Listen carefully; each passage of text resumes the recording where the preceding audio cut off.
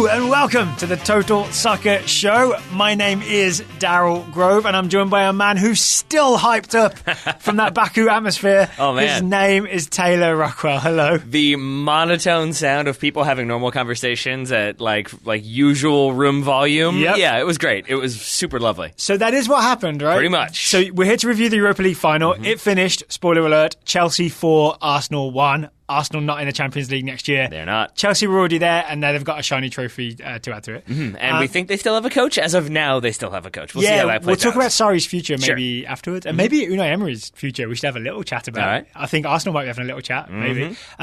It was in Baku, in Azerbaijan, the Europa League Final, where famously there were maybe 10,000 total tickets available to fans, and even then, Chelsea and Arsenal fans didn't fill that allocation, I don't think, because it's so hard to get to Baku, because there's not enough hotels, because the final should not have been at this place. Yeah, I mean, and also if you're an Arsenal fan who, say, enjoys Henrik Mkhitaryan, yes. Armenia, Azerbaijan do not have diplomatic relations. There were many things said back and forth about he would be safe, he wouldn't be safe, he'll probably be safe, but don't make an issue of it. In the end, he did not travel. So UEFA could not guarantee his safety, and he'll probably be safe is not good enough. No. I'm not. If someone told me you're probably safe if you go in that room, I'm not going in that room. Their ambassador, I believe, literally said he'll probably... I wasn't joking. I think they said he will be safe unless he makes an issue of it. Yep. It being, I guess, him being an Armenian. So, yeah, like, him not going makes sense, but then it also... Sort of, if you're an Arsenal fan, like, do you kind of show solidarity? Do you show support for your player who can't travel? Yeah. I feel like that would make me disinclined to travel, and certainly to travel to a place that's going to be expensive. And honestly, like, isn't going to be. It's not like you're going to like this like old city that's been there. I mean, it's been there for a long time, but it's not. It doesn't have that like romance. It's not Madrid where the Champions League final is being played, where there's other stuff to do. It sort of feels like you're going to a place that is there because they have lots of money. Yes. So the brief history of Azerbaijan, the tournament is there, rather. Recent history is a lot of oil money in Azerbaijan, and they're trying to just do a public relations thing and just have things happen. That's 100%. why they managed to get UEFA to let them have the Europa League final. The other thing about the atmosphere that we actually didn't get to is because there were only those 10,000 tickets available for Chelsea Arsenal fans, the rest of the stadium was full of basically non-fans, right? Like some corporate stuff, probably some locals. And as Taylor said, we watched the game. It wasn't a thrilling first half. So the actual soccer, which we'll get to, why that wasn't so thrilling in the first half. But the atmosphere was just dead, right? You could literally just hear people having conversations. Yeah. I mean, they were just chatting away. Yeah, it sounded like a room sounds before, like they're quieted so the speaker can give their presentation. Yes. That's what it sounded like. Before someone taps a glass with a fork. Yes, exactly. A few times you heard some people chanting for Arsenal. I think Arsenal got a corner. But even then, it was just sort of Arsenal repeated over and over again, which to me is the sort of the baseline chant when you don't kind of have a unifying chant, which is usually, it's something you'll hear when, like, say, Liverpool come to the U.S. for a preseason game. If you don't kind of have the standardized chants that you would have at Anfield, you get a lot of Liverpool, Liverpool. It's what you get. So, a weird situation Yeah. in which to play this game. Yeah. But then the game itself, the first half was really tough to watch. It really was. Yeah. It really was, because it felt like both teams were sort of set up to negate each other. And similar to World War I, you ended up just having a lot of like, this isn't going to work. This isn't going to work. We're both going to kind of stand off and evaluate. So a first half of attrition. Yes. Yeah. One of the most interesting tactical things to me is Arsenal went out and had Mesut Ozil man-marking Jorginho. Yes. Right? So a lot of the Chelsea short passing, a lot of it famously goes through Jorginho. It makes sense to mark him. A lot of teams have done that to try and nullify Chelsea this year. But Mesut Ozil is such a weird choice to do that. Yes, Right. and I think that was exemplified by his second half of quote-unquote man-marking Jorginho. So, but he did do it first half, right? He did. He didn't look thrilled about it, No. but he mostly did it. And I think the idea in Unai Emery's head is, one, we get Ozil to like block off passes to Jorginho so Chelsea can't go through him. But two, if and when we have the ball or it turns over, then if you're marking the defensive midfielder, you're roughly in the attacking midfield spot anyway, so then Ozil's ready to go from there. So I could see why it made sense to Unai Emery, but it didn't really work out. Well, see, I think it kind of worked in the first half because Chelsea were still trying to kind of force balls into Jorginho, but because he has Mesut Ozil usually like right on his back, when he would try to yard or two away. But when he would try to, well, the first half I think he was he was pretty close, and I felt like we saw Jorginho fail to connect a lot of passes because he was trying to play quick passes and like diagonals, like reverse diagonals, and they just didn't come off. I think Chelsea kind of changed it up a little bit in the second half, and I also think Ozil started to be less sort of diligent about that man-marking responsibility, and those two things combined, I think, to partially explain at least why Chelsea were able to find 4 goals in the second half. Ooh, so big picture, do you think it's fair to say that Ozil's dedication to marking Jorginho lessened as Chelsea kept scoring? 100%. He was more like, all right, I'm going to go and make something happen instead. Yes. That said, like if you go back and watch the start of the second half, I mean, admittedly, Chelsea scored 4 minutes into the second half, so that, it's not like it was happening for a long time. Yeah. But we started to see Mesut Ozil switch off a little bit. You started to see him maybe not as inclined to be near Jorginho. I think in the couple minutes before Chelsea do eventually score the opening goal, he does not track Jorginho, and Jorginho is like could have been. Ends up with him, he wasn't necessarily involved, but he could have been involved. And again, that's like, I know that sounds like nitpicking, but all I'm trying to say is that even in the first couple minutes of the second half, you already started to see Mesut Ozil, like, and I mean this sincerely, like, sort of just be like, I don't feel like doing it, because you could see his body language where he was just like shoulder slumped, and he would sort of go jogging towards Jorginho. Yeah. But this again, that Ozil enthusiasm problem dips. All his career with Arsenal fans, I think body language maybe gets misinterpreted sometimes as laziness, but I think there was actual laziness towards the end of the game from Ozil. Yes, I think that's probably true. Like, because ball would turn over and go the other way, and Ozil would kind of like just shrug, like literally, or like he'd sort of express his frustration when a teammate's pass didn't get to him, but then not hustle back to try and win the ball back so they could make that attack happen again. Yes, yeah. I take your point. I would say that like there are moments where it looked like he was kind of being lazy, but I think the other thing for me is that like if you have a person whose job is to sort of be that, I guess for purposes of what we're talking about, like an energetic midfielder who's going to go lock down, like I think of like Ander Herrera doing that to Eden Hazard, and it's like this kind of energetic player who's always going to be working hard and working hard and working hard, and you need the body language to match that. As soon as you start seeing the kind of hands up in frustration or the head down or the kind of slow walk or the slow jog, even if it's not lazy, it's still sort of, it shows you that level of enthusiasm isn't there. And I do think if you're keying to that, if you're looking to Mesut Ozil to be that player who's like, okay, he's marking, now he's not marking, I guess I'll go step, like it just kind of changes the rhythm a little bit and it throws things off. And he wasn't the only Arsenal player that maybe certainly not stopped in his tracks or wasn't enthusiastic about tracking back after they'd lost the ball. It became an Arsenal-wide problem. Yes. I'm not saying it necessarily starts with Ozil, but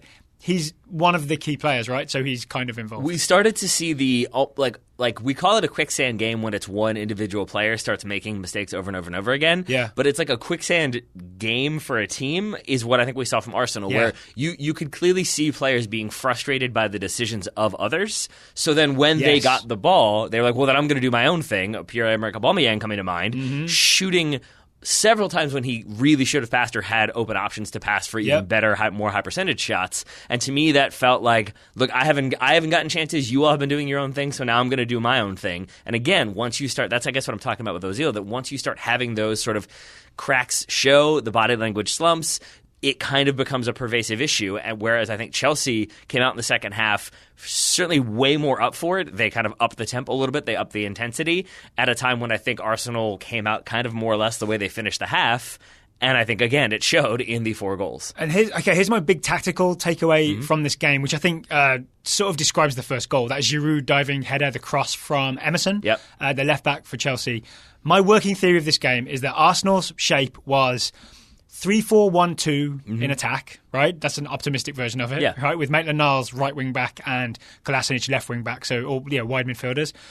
But eventually, when Chelsea started attacking them, I think other way around, right? Maitland-Niles right wing back. Is that not what I said? Maybe you did. Maybe I think that's exactly what I said. Okay. Well, listeners will know by the time they hear this. I'm not confident. All right. Listeners will let us know. But either way, when Arsenal would start to fall back into defending, it ended with a back 5, right? Because they had the back 3 of, correct me if I'm wrong here, Koscielny, Socrates, Nacho Monreal, 3 centre-backs. Then Kolasinac would be the left back, Maitland-Niles would be the right back. That's a back 5. Yep. And then you've got Xhaka and Torreira as 2 defensive midfielders. And then you've got Mesut Ozil kind of ahead of them, and then 2 strikers. Yep. And the shape I've just described is a 5-2-1-2. And that means there's a lot of space out wide, especially if Maitland-Niles and Kolasinac are level with their centre-backs. There's all kinds of space for Emerson or Azpilicueta, but Emerson more so, especially for this first goal, to just step into and have the ball with no pressure on them. My argument is that's why Emerson was able to just take his time, pick out that cross to Olivier Giroud. Yeah, I think you're absolutely right, and I think that's exactly what he does. But I also think the confusing thing is you're right at times. It was a flat back five. You could spread that across, and now you can kind of plug any gaps. You don't leave space out wide, but you've got numbers in the middle.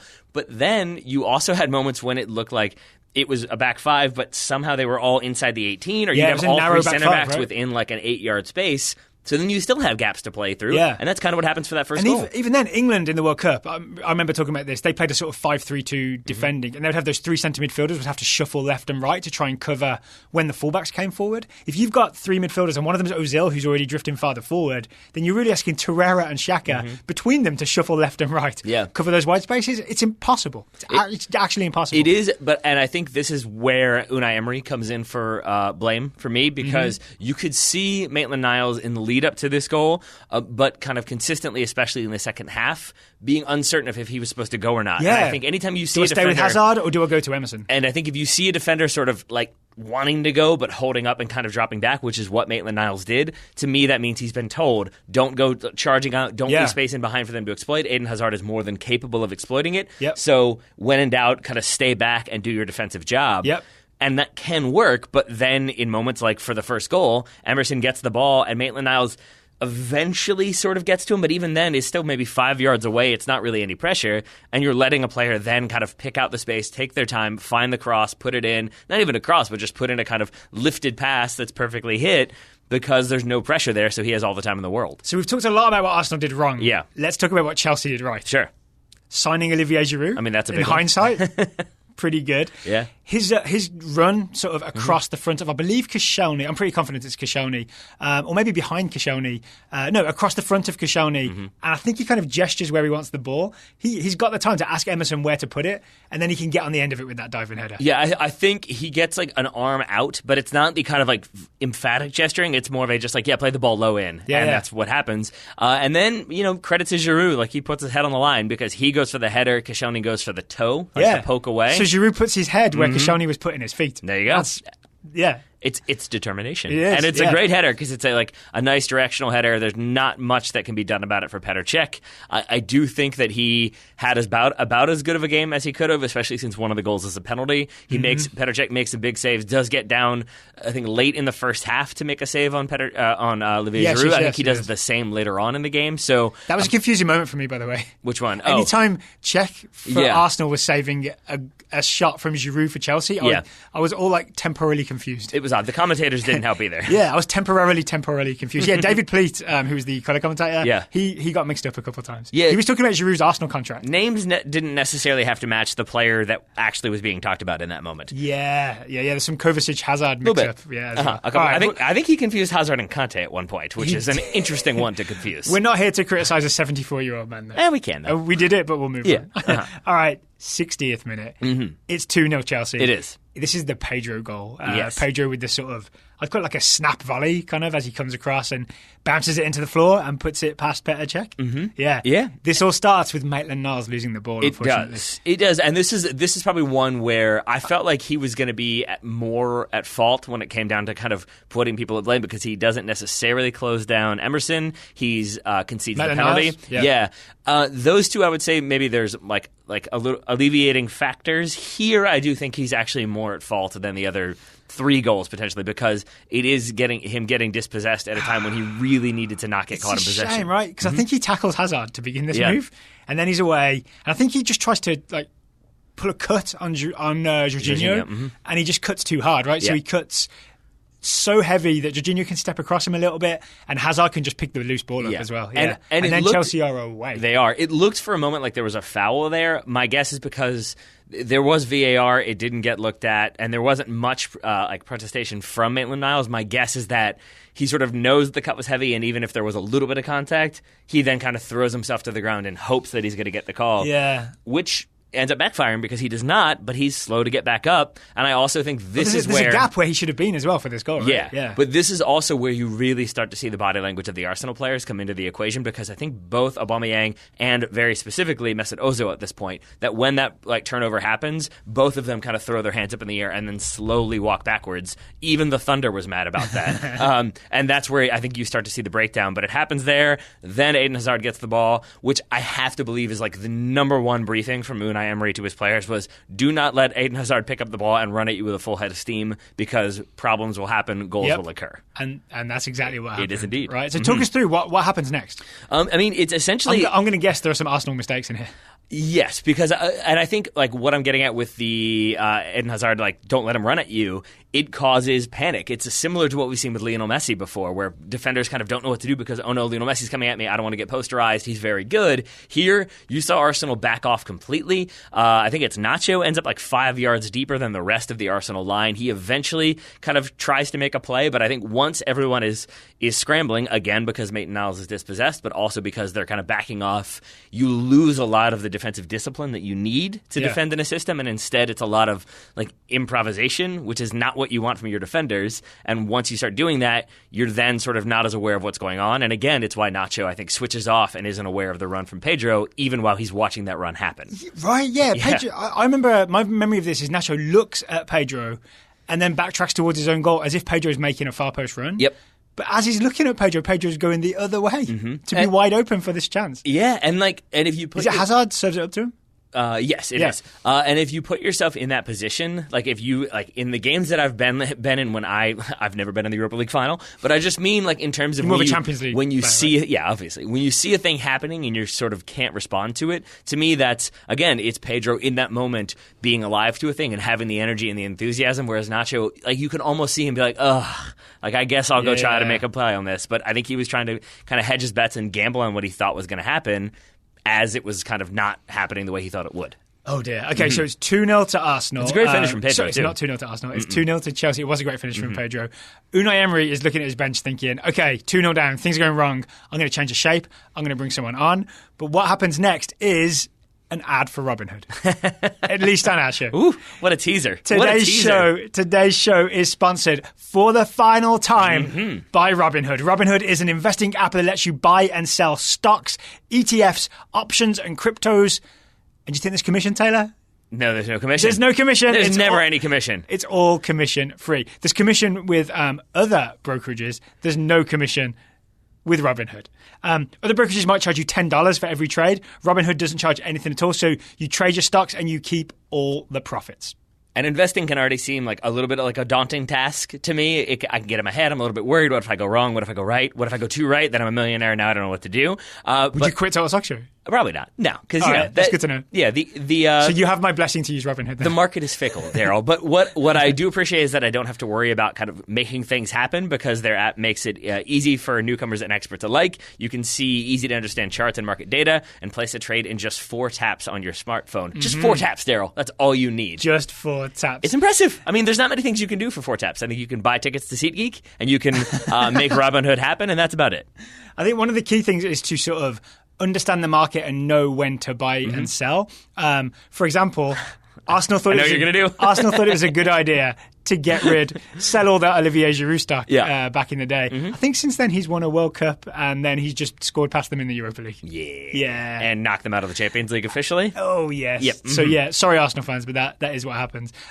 Is what happened. Yes. If you want to be more informed than, say, the people who made that decision at Arsenal, you can use all the data on the Robinhood app to take a look at the markets and make informed decisions about the stocks that you buy. Informed decisions are usually pretty good when it comes to the stock market, I'd say.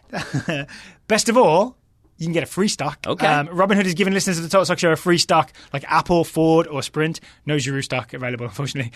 To help you build your portfolio, you sign up at soccer.robinhood.com. That's soccer.robinhood.com.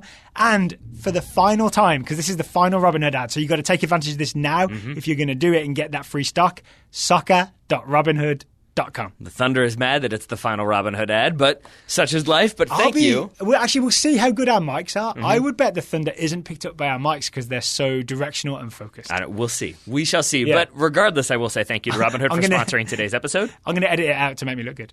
That's going to be difficult, I think. Also difficult to make a substitution as your team's conceding a penalty, because I think that's what you were alluding to earlier. Unai Emery was trying to make a change. I think recognized that their system was not putting them in an advantageous position. Oh, the old 5-2-1-2 wasn't working? Not so much. Not so much. Doesn't matter how much you want it to. Again, it's worth noting, I think it worked in the first half, or at least it negated Chelsea's attacks. I think as near the end of the first half, I think Chelsea started to figure some things out. I think they probably game planned for they're sitting in a flat five, they're staying a little bit compact at times. There's going to be ways to deal with that, and I think Chelsea found those ways. And I think Unai Emery, to his credit, tried to change things up. But again, as we keep almost getting to, he ended up changing things up after Chelsea were 3-0 ahead. Okay, so it's Hazard scores the penalty. Yeah. It's Giroud wins it. It's basically a push in the back from Ashley Maitland-Niles. I think the key to this goal, though, is a thing that you mentioned earlier. It's the Maitland-Niles, should I stay or should I go now? Yeah. He had a clash. He did.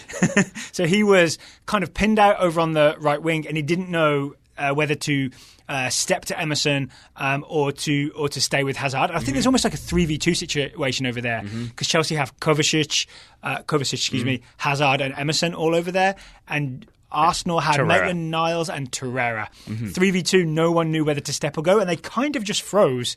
And as they freeze, Kovacic is like, all right, you dudes are going to stand there. I'm just going to dribble past all of you. Right? So he just cuts diagonally through the middle as Arsenal kind of can't figure out where to be. I mean, I hope it's that, because the other takeaway for me was, like, Torreira is a player that we, like, you were initially very big on this season because you liked his energy, you liked his motor. Uruguay in the World Cup. Yeah. And in this game, I mean, when Kovacic goes by him, he just stops. Torreira just stands there. Doesn't he actually step out of the way? And then literally just stands there and watches him run. And again, it's those moments of, like, Are you sure that's what you want to do? You don't want to hassle him? You don't want to try to put that pressure on? So here's my theory. I think it's part of the confusion about should I stay or should I go and where should I be. I think Torreira thinks he's got to go and take care of something else, and like maybe Kovacic is someone else's problem. I don't think it's like Torreira's so dumb that he steps out of the way of a dribbling player. Yeah. It's more that he just is confused about where he needs to be because the whole tactical setup is all messed up at this point. Yeah. I mean, but then it's still like, because it's similar. Roy Keane would say, get your foot in there. I mean, yeah, definitely do that, because then what happens is you leave like an attacking player driving at your goal,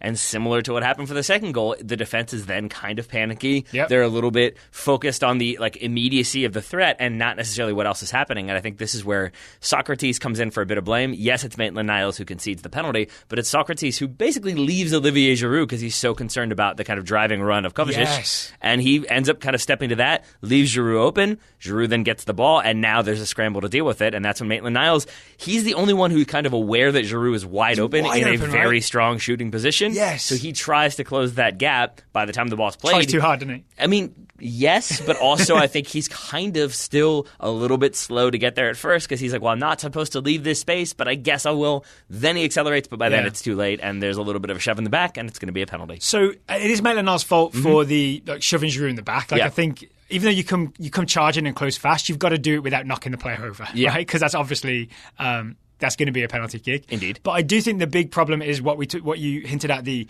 Socrates-Koscielny confusion, where there was no need for Socrates to go over to Giroud. And they almost like switched, right? Yep. Koscielny and Socrates switched when they didn't need to switch. They each had a man. I mean, Koscielny, it was very confusing because there is, who is it who is actually tracking Kovacic? Or is this the second one where no one's...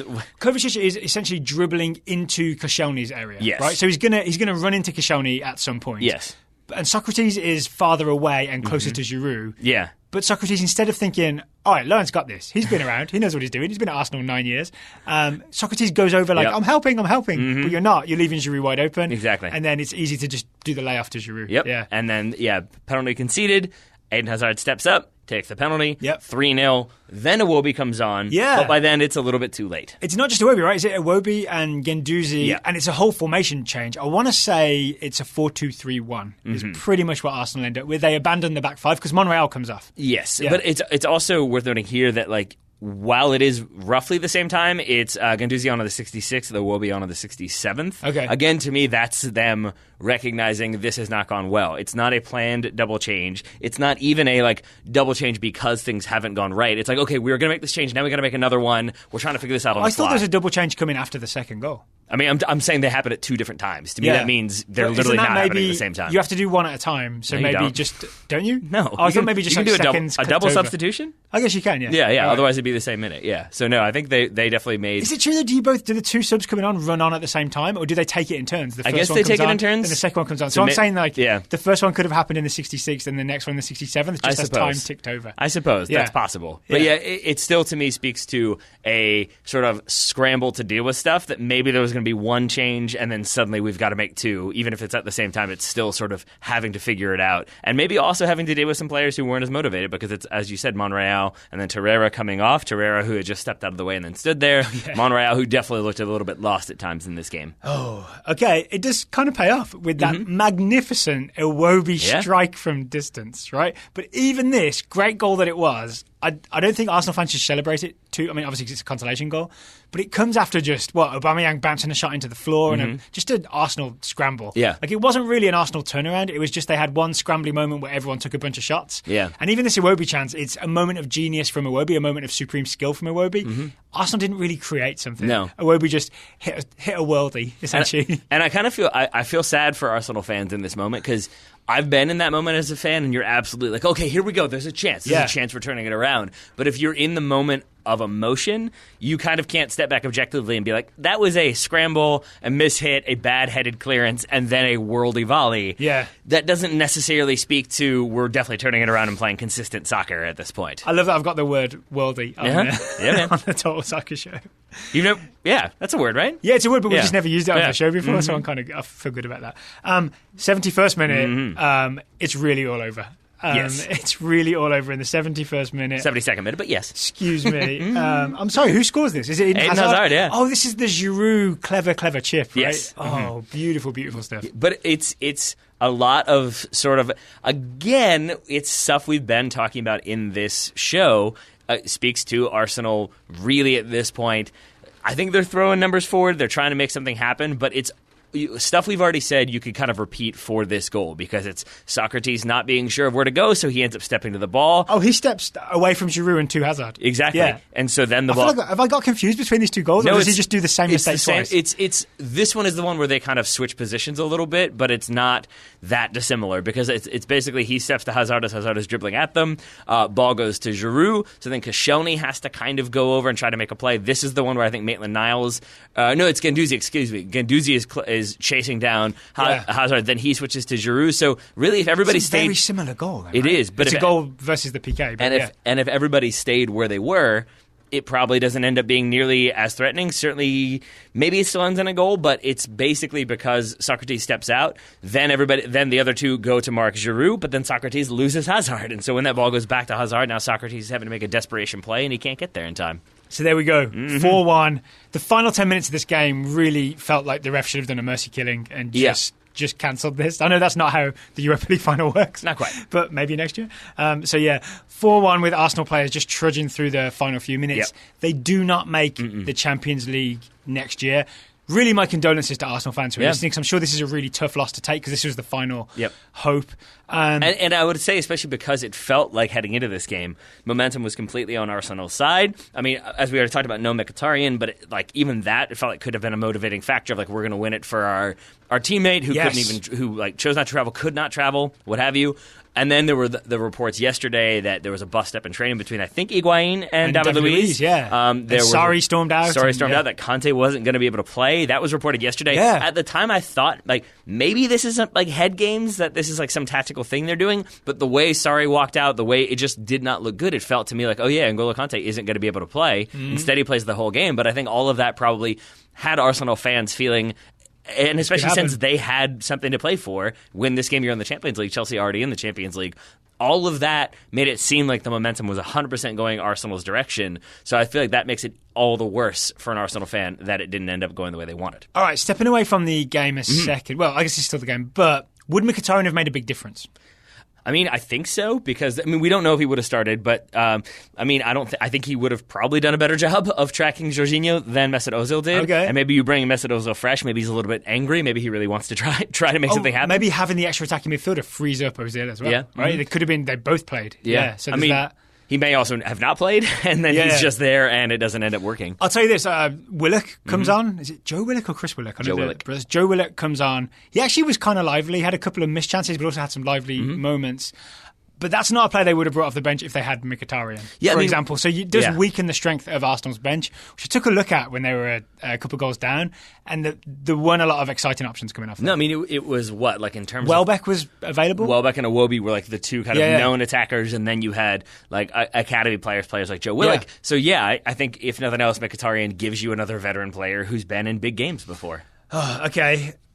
Sorry. Yeah. We mentioned at the top of the show, he's won the Europa League, he's finished third. Shouldn't Chelsea just be like, hey, maybe you should definitely stay and don't even think about going to Juventus? I mean, that's been my opinion for a very long time now, especially given everything that Chelsea have already been through with their managers and where they're probably going to be with a looming transfer ban. With Eden Hazard probably leaving, it feels like you would want some level of consistency. I think they just don't like him. It's really strange. Is that right? Yeah. I heard, On the Continent, podcast we both sometimes listen to, James Horncastle, who's an Italian expert, was on there. And he was essentially saying that Sarri to Juventus, which is the rumour, would kind of do Chelsea a favour because they don't want to fire Sarri because they become a sacking club and there's not a real good reason to do it, but they also don't. The club doesn't seem to really like him all that much. So it would just do them a favour if Juventus just came in for him. They'd be like, oh no, please don't take Sarri. And then their problem would be solved. I mean, I think they would see it as doing them a favour. I don't think it would be because then what, Frank Lampard? It feels like Chelsea keep doing this thing of appoint a manager who's going to change things. When they try to change things, there's pushback, and instead of that, it's never mind, we don't want to change things, you're fired. We'll bring in somebody who's not going to change things. Okay, now we've definitely got to change things. This goes back a long way, but Andre Villas-Boas was brought in to change things, play a high line, but then John Terry wouldn't let him do it, so all right, we'll just get rid of Villas-Boas. We'll find another coach. I mean, Mourinho in his second stint, when he said there were rats in the locker room, the same thing.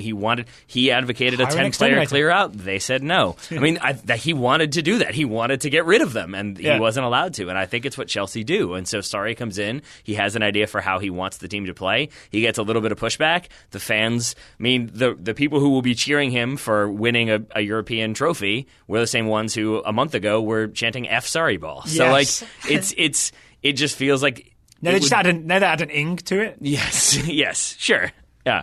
An exclamation mark and a fist bump. Is that what they'll do? They'll make it positive? They'll make it a celebration. I don't know. I mean, it seems very stupid to me. I guess the best way I can put it is like to lose a manager who if he goes to Juve, I think will find success and do just fine. I mean, I could manage Juve and find success. There's that, yes. But I guess it's worth noting, change those jerseys back. Has already found success. He got them to third place. I don't think many people thought that Chelsea would finish in the Champions League spots, let alone third this season. But given the turnover, given how strong, I think everybody thought it was going to be City, Liverpool again. Then it was kind of a toss-up, but there were many reasons to think that Chelsea were going to finish sixth. So it's a credit to him that they did. And you mentioned earlier the looming transfer ban. Chelsea cannot sign or register players this summer. There's maybe a CAS ruling might free it up for them. But if they appeal it, then I think because the appeal is open, then they can. But there's a chance there's a transfer ban in place this summer. And Sarri's the perfect guy to have while you've got a transfer ban because he's not a guy that ever talks about the transfer market. Right? He's a guy that just works with what he's got. That's maybe who you need. Yeah. Right? Yeah. And what coach is going to want to join when you got a transfer ban? So, to sum it up, Chelsea maybe should stick with Sarri. Yes. Second thing I want to ask you, is Olivier Giroud underrated? I think he's probably... Or did he just have one really good game today? I think he's properly rated. I think that's the thing, is like he's not a forward who I would look to as being unplayable. I'm not necessarily nervous that Olivier Giroud is starting, but he's also one who, if you find him the situation that benefits him, I think he takes full advantage. Let me rephrase it is World Cup winning striker Olivier Giroud underrated? Same answer. Yeah, same answer. I think you're asking me a lot of questions. What do you say? I mean, I think yes. I think so many people. I think maybe because he's not fast and he's not running in behind it, it's not dynamic and exciting. And like you said, it only works a certain way. But if you're serving balls into the box, if you're asking someone to connect play, I think he's a wonderful striker to have. So he's underrated then? Yes. Okay. That is my answer. Daryl Gross is underrated. Unai Emery, we haven't talked about. So he's finished fifth? Yeah, fifth with Arsenal. This was his chance to make the Champions League. Hasn't qualified for the Champions League. do Arsenal need to rethink in terms of their coach, or after 1 year would they be smart to just say, keep going, Unai, what you got next year? I mean, I think they would... They either have to back him or they have to get rid. That's what I would say. And I know that's kind of like the classic back him or sack him. That's the textbook answer. But I think here it applies because I think we saw players in this game who, when they went 1-0 down, when they went 2-0 down, didn't really want to fight anymore. Or at the very least, were not as inclined to do some of the stuff that was asked to do it 100%. And that's what you have to do if you want to fight back. Yeah. And I think that either means that you've got to back the manager and get rid of those players and bring in people who want to play in that system, who want to play for him. Or you've got to say, no, we want to keep these players. We have money invested in them. We think that maybe there is another manager who can get the best out of them. Then you've got to do that. But then you've got to find that manager. And again, I don't know who that would be right now. Okay, yeah. Because you've got a lot of teams who are sort of have question marks around their managerial situation. So I don't think this is one where you've got 3 or 4 obvious candidates who are looking for jobs or are looking to make a move. You're kind of going to be struggling to find somebody, I think. And even if there were those coaches out there, they'd be looking for Champions League teams. There's also that. So there is also So I think Arsenal should and will stick with Unai Emery, but I do think they're going to have to do some business this summer. Because even they played 3 center backs, and it was Socrates who had lots of issues. Laurent Koscielny, who's definitely coming to the end of his career. I think he had to have painkilling injections. There's been conversations about that. And then Nacho Monreal is not a center back. So I think right there, you've kind of got to invest. You've got to find some new players. Yes. Don't we always do our transfer shows? It's always Arsenal should sign a centre-back. Pretty much. Yeah. Mm-hmm. And then they have Leno, but he's on the bench. I think Petr Cech is leaving. I'm not quite sure what's happening there, but it feels like this is the end of it for Petr Cech. So, maybe Mustafi will fix all their defensive problems. Yeah. Put Mustafi in goal. See what happens. I mean, maybe better off than centre-back. Probably. Okay. From one questionable tournament, the Europa League, because not everybody loves it. We're also today going to talk about the Leagues Cup, which is the MLS-Liga MX combo tournament. But first, let's talk about something more secure than that. Let's do it. Today's show is sponsored by Grip 6 Belts. GRIP, the number 6 belts. Grip6.com is the website. It's the only belt with no holes and no belt flap hanging out. So it's low profile, ultra lightweight, which means you can wear it while you're sitting watching games and then talking about those games all day, which is to say that's what I'm doing right now. It's also made in America, right? Designed in America, manufactured in America. It is very much an American product. Specifically, I can't remember the city, but somewhere in Utah. Yeah. So like Kyle Beckerman then. Just like Kyle Beckerman. Exactly. Yeah, but more... slightly more streamlined than when he had the dreads. Yeah. It's Kyle Beckerman now with the haircut, yes. And of course, as we mentioned, Grip 6 belts come with the guarantee. Can you remember the 3 A's guarantee? I cannot. Anytime, you can return it. Anytime, any condition... Any something else. Any reason, I'm guessing? Any or reason. Whatever. That's it. Any reason is the third thing. All right. There we go. Yeah, so that's good to know because if there's wear, you can replace it. If it breaks, you can replace it. If you just don't like it, you can just get rid of it and they will deal with it no matter what. Sort of like Chelsea's approach to coaches. Yeah, exactly. If you would like to get a discount on a Grip 6 belt, the special URL is grip6.com/TSS. That's grip6.com/TSS. And there you will find special discounts set up only for Total Soccer Show listeners. You can also share it with someone who's not a listener. You can. If you would like them to take a look at Grip 6 belts as well. So thank you to Grip 6 belts for sponsoring today's episode. Now shall we talk Leagues Cup? Yeah. All right. I'm sort of half excited to talk about it because it's so weird. And half disappointed that this is happening. Dumb. The word is dumb, Daryl. Not weird. Not weird. So let's describe it first. The Leagues Cup is a new tournament that is it's been formed essentially by Soccer United Marketing as a partnership between Major League Soccer and Liga MX. And it's going to be 4 MLS teams, 4 Liga MX teams, and they're going to play single elimination with all games in the United States. Right? That's basically what's happening. Are you ready for the teams? First, I wanted to ask you something because, not that I disagree. I didn't know this. Why do you say it's mostly set up by Soccer United Marketing? Because it is. I mean, all of this is a collaboration between MLS and Liga MX, and I think Soccer United Marketing are at the heart of that kind of thing. When Liga MX teams do things in the United States of America, that's Soccer United Marketing. When the Mexican national team plays in the United States of America, and everyone's like, why are they playing in Dallas, right, with the Mexican national team? That's Soccer United Marketing. Gotcha. It's their contract. Right? All right. So, Soccer United Marketing likely involved, and I think that explains I'm pretty sure. some of the teams and some of the venues that we're looking at. Yes, because it looks like we're going straight to the quarterfinals quarterfinal round because four MLS teams, four Liga MX teams. We've got on the MLS side Chicago, Houston, LA Galaxy, and Real Salt Lake. Chicago will be playing Cruz Azul. Houston will be playing Club America. LA Galaxy will be playing Tijuana, and RSL will be playing Tigres. So that's it. That's your quarterfinals, and the MLS teams will be hosting all these games. Yes. Here's the weird part. It's mid-season for MLS, right? Mm-hmm. These games will just be dropped into the middle of the season. Yep. And it's 1 week into the season for Liga MX teams. Yep. Did you know that the Liga MX season starts, the Apertura starts, I wrote this down, I can't find the date on my piece of paper, July 19th. Mm-hmm. And the first games will be July 23rd, July 24th. Mm-hmm. Yes, and I think the idea there, if you want to go the MLS kind of narrative, is that they want to show that they are more competitive than maybe a CONCACAF Champions League would indicate, because usually that is the kind of initial games are being played when MLS is just starting or when they're in preseason, whereas Liga MX is in full swing. So I think their idea is that, well, if you flip that around, then Major League Soccer teams look much more competitive. I would argue that that is not necessarily the case because I don't think they're going to play the strongest teams, and I also think that you could just raise the salary budget and that might also work too.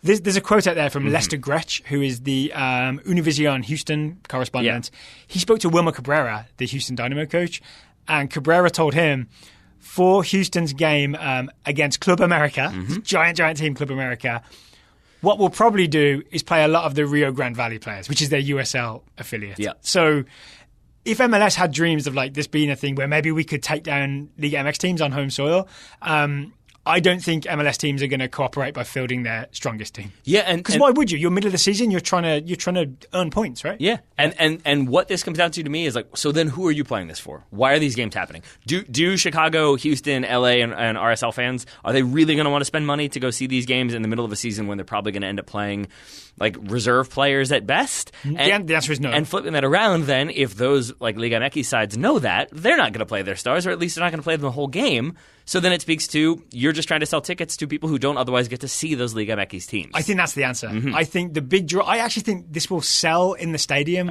kind of well, but it will be Club America, Cruz Azul, Tigres, Tijuana, or even just like Mexican soccer fans who live in the United States, who live too far away and can't go and watch those teams in Liga MX because they live in the United States. They will take the opportunity to probably go and fill Chicago's Bridgeview Stadium. To watch Tigres. Yeah. You know what I'm saying? Yeah, I mean, and I think like to watch Cruz Azul, excuse me. Further evidence of that, though, would be that if, say, every single MLS team gets eliminated in the quarterfinals, I still think that's a ludicrous way to explain this, but fine. Then it goes to neutral venues, but I think they're looking to play those neutral venues in Los Angeles or Houston, where they've proven that they will get attendance for Mexican national team games. Yep. So why not play these games there and see what happens? So that's the economic part of this, is I think they will fill the stadiums with essentially Mexican soccer fans who are coming to see Liga MX teams. Which I totally agree. Or Mexican-American soccer and will fans. Make money. But that's where, to go back to the original start of this conversation, that's why I think this is stupid. Because then if you're Major League Soccer, what is the benefit here? Like there is only, at best, you're playing teams that are like just starting, and maybe you win this thing, but you're winning a kind of a made-up competition against teams that are in preseason. Great. But at worst, it's going to be you playing in your own stadium that's sold out for people who are rooting for the other team, who then potentially beat you because you're playing reserve players. It's not a good look. So I don't think this is going to go well this first time round. But I think there is one eye on building for the future. Right? I did see in the MLS press release they said, so this year the teams were just essentially chosen by invitation. Which kind of means that maybe the teams who are willing to do it. Yep. They say in 2020 they'll expand beyond 4 teams from each league, and the teams will be chosen by sporting merit. Mm-hmm. And I would, for me at least, at that point, if you have to actually do something to qualify, like maybe top 4 in the East, top 4 in the West or something from MLS, then it has a little more merit as a tournament because you've actually qualified for it, as opposed to it being essentially what it is now, which is the International Champions Cup, just with MLS versus Liga MX teams. But why would it change? Why would, if Philly end up finishing top of the East, why would Philadelphia have any more motivation next season to play their starters in the middle of a season when potentially they're alive in like Champions League, US Open Cup, and Major League Soccer, and a potential playoff push down the road? I don't have why a is that good going answer to to change? that. I don't have an answer. I think that the hope from MLS, Liga MXs and SUM is that maybe we start it now and it slowly builds momentum and eventually it becomes a thing. Like everything's like not respected to begin with, and they hope that down the road it becomes a respected tournament. I don't necessarily have a really good roadmap for how you get there. I think I'm about to burn some bridges here, and maybe we're never going to get paid to be on MLS soccer or anything like that. But like that to me is what frustrates me the most about decisions like this, is that it almost feels like just do it and the dummies will go see it. Like it doesn't feel like they're trying to create a thing that is meant to be exciting. It's meant to be it almost feels like they're telling us, hey, you should be really excited about this, and that is enough to make us excited. Like it never feels like they're building a thing that would make both of us pumped up. If they made it, hey, instead of playoffs this one season, we're going to have like the top 8 teams play the top 8 teams in Mexico, and they're not going to have playoffs either, or whatever. Like I would love that. I know MLS and Liga MX, the actual long-term vision of the partnership. But maybe it is. Maybe in 2035 they're thinking they could do that. I mean, we're already coasting the World Cup with Mexico and Canada, right? Yeah.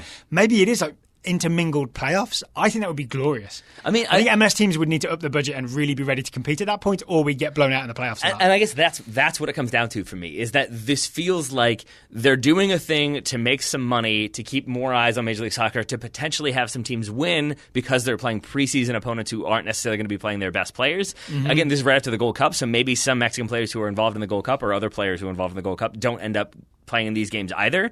And so to me, it almost ends up feeling like it's Major League Soccer getting to say, I don't know, LA Galaxy beat Club Tijuana. See, we're not that far behind. See, we're just as good. We're just as competitive without having to actually make substantive changes. I really don't think it's as much about like MLS pride, because it is a partnership between the two leagues, as it is just about making money. You know they're going to tout it. You know that if the Galaxy knock Tijuana out, it's going to be a whole conversation about how Tijuana, we're bested by the LA Galaxy and how there's not that huge gap anymore. But I'm arguing that's not the reason the tournament exists.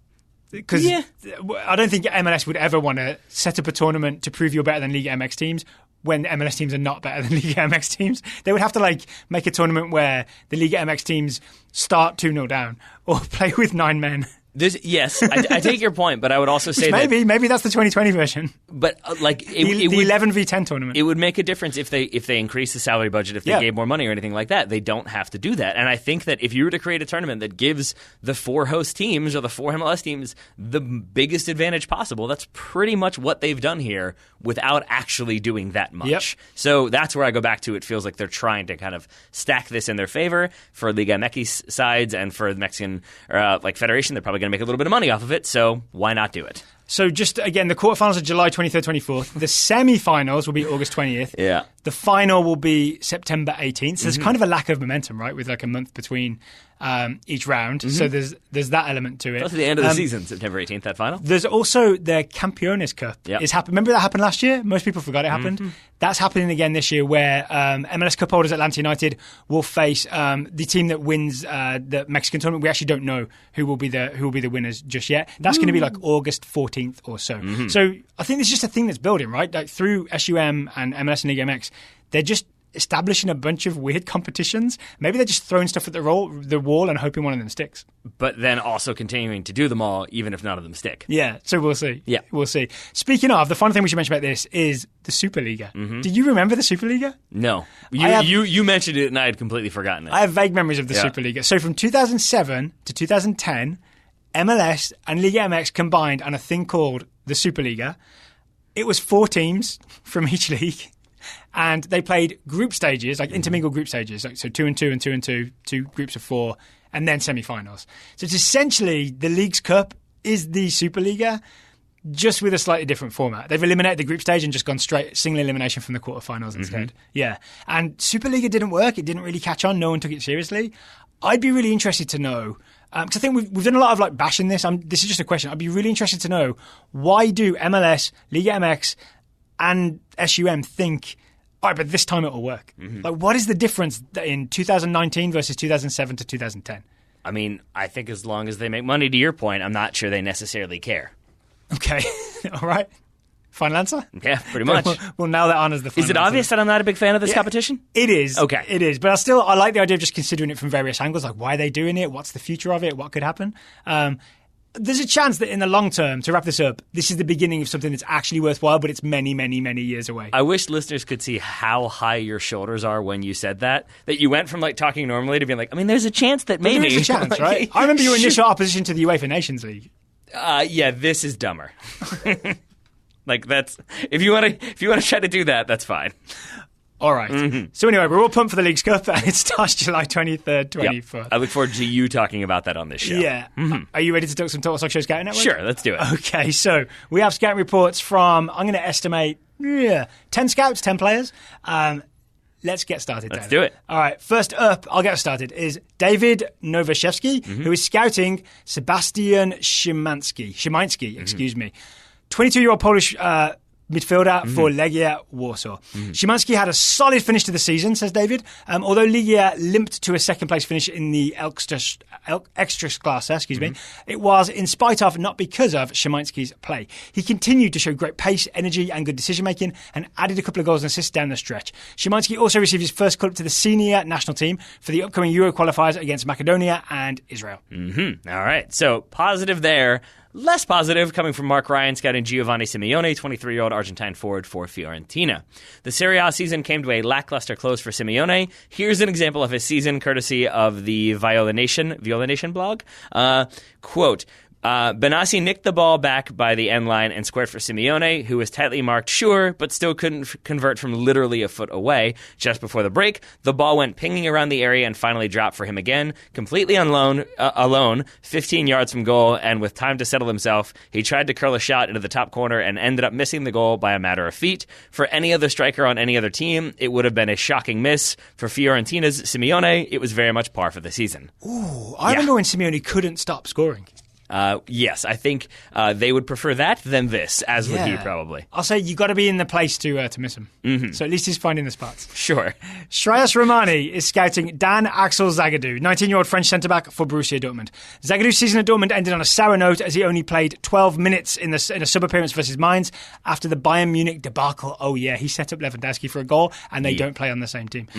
Partially due to a knee problem that kept him out of the squad for a month. In better news, he started, captained the team and played 90 minutes in the France U20's first two group stage games versus Saudi Arabia and Panama. Didn't have a lot to do versus a Saudi side that was down to 10 men for more than a half. Against Panama, Zagadou scored off a corner with a flying kick that made it past the Panamanian goalkeeper. With the two wins, France are through to the knockout stages. You know, there's a real good chance that the US plays France in the round of 16. Yep, that could be tough. USA playing Qatar tomorrow afternoon. Travis and I will be talking about the group stage for the U.S. on Friday's Top Drawer Soccer show. Oh, lovely. And you'll probably be looking ahead to a game against France. I would bet so. We will not be talking about Izzy Brown, who's scouted by Zach Lippert. Izzy Brown is a 22-year-old English attacker for Chelsea. Izzy Brown is heading back to Chelsea after his season-long loan at Leeds resulted in him playing just 11 minutes after recovering from an ACL tear and a hamstring injury. I wonder how bad that bottleneck is going to be of loanees returning to Chelsea. Like, can they all get through the door at the same time, or are there so many? Do they have to stagger it? How's that going to work? A Delhi numbering system. Okay, probably. That would make sense. Just a horde of people outside of Stamford Bridge trying to get in. Bit of Leeds news. Bielsa re-signed. Not resigned, re-signed. So Bielsa will be coaching Leeds again next year. He will indeed. Ryan Marzak is scouting Pione Sisto, the 24-year-old Danish attacker for Celta Vigo. Ryan says Sisto will not feature in Denmark's upcoming Euro 2020 qualifier. His form has suffered for most of the season and his off-the-field preparations may be at least partly to blame. Sisto went live on social media earlier this month to admit that he'd broken his challenge of only eating fruit for 21 days. This could not have been positive for his overall fitness and strength. I would say not. It's not terrible, I guess. It's a lot of sugar, though, in the end. I mean, there's also, isn't there the theory that that's what led to Steve Jobs getting, pancreatic cancer, pancreatic issues, that he was a fruitarian or whatever? Fruitarian? I mean, I'm sure there are people out there who know significantly more about this than I do. I just remember the story that, Ashton Kutcher, when he was in his own Jobs movie, he tried to do the same diet, and he got, an infection in his pancreas, and so there was this whole theory that, eat some protein is, I guess, what I'm getting at here. Yes, and don't quote me on that one. Do your own reading. But there you go. Ben Hefner. Tyler Rockwell, not a doctor. No. Much like Dr. Dre. Also that. He might be, though. Scouting Jadon Sancho, 19-year-old English right winger for Borussia Dortmund. Jadon ended his breakout season with Dortmund as both the assist and dribble king of the Bundesliga. Is there a crown for that? There should be, and it should be a dual crown. Dortmund have signed young Bundesliga stars Torgan Hazard and Julian Brandt in the past week, sparking rumors that a summer move could be in the cards for Sancho go to a European giant like Real Madrid or PSG, or a less giant like, say, Manchester United. Do you really think that? I think Borussia Dortmund restock all the time, so they're not planning on selling him, but they're just always constantly restocking. I mean, I think they're not planning on it, but I also think that they would be willing to if the right offer came along. Fair enough, yeah. Or if Sancho said, hey, I want to go. Yes. Yeah. Dortmund remind me of like a grocery store that's always expecting a storm. So they're just always stocked up, ready to replenish. Forward planning. Trevor Tobert is scouting Griffin Yao, the 16-year-old American forward for DC United. Trevor says Griffin Yao scored his first goal for DC United in a friendly against Real Betis. Yao took a shot from outside the box, and that took a deflection on the way in. He was a standout player in the match, all on a school night as well. This goal comes after Yao had a fantastic time with the US Under-17s, scoring twice against Guatemala. There we are. Well done, Griffin Yao. Final report comes from Todd Ito, scouting Takafusa Kubo, the 17-year-old Japanese attacker for FC Tokyo. Takafusa Kubo was named to the Japanese national team for their upcoming friendlies and the Copa America tournament. On the pitch, Kubo went the full 90 in FC Tokyo's first loss of the season against Cerezo Osaka on Saturday. Yeah, pretty big deal that a 17-year-old is in that squad. So I remember him not making the U20 Japan squad and thinking, okay. Well, I think it was rumored then that was why he didn't make it. Well, that's going to be exciting to see him. Not that I'm going to watch every Japan match at Copa America, but it could be pretty exciting if he makes an appearance, right? Now you have to. We'll find out in the Scouting Network. We will indeed. If you'd like to join the Scouting Network, it's totalsoccershow.com/join. That link will be in the show notes, along with the links to today's sponsors, Robin Hood and Grip 6. We should also add, though, that we are planning to do at least some coverage of Copa America. We're going to try to have Felipe Cardenas on to discuss some of that, as well as watching some games ourselves. So it's not just going to be via the Scouting Network. So it's not going to be Felipe Cardenas just focused on Takafusa Kubo, though, right? Probably not. I feel like that's Tadito's job. Great. There's so many tournaments this summer. So many tournaments, one of which is World Cup 2019, and we will be back this week with our previews of Group B and, on Friday, Group C. So yeah, lots and lots to look forward to there. Taylor Rockwell, all that remains to say is a very sincere thank you for sitting through the Europa League final with me. Second half was good. Right back at you, buddy. Right? 5 goals. It was worth it in the end. Listeners, thank you for listening. We always appreciate it, and we'll talk to you again tomorrow.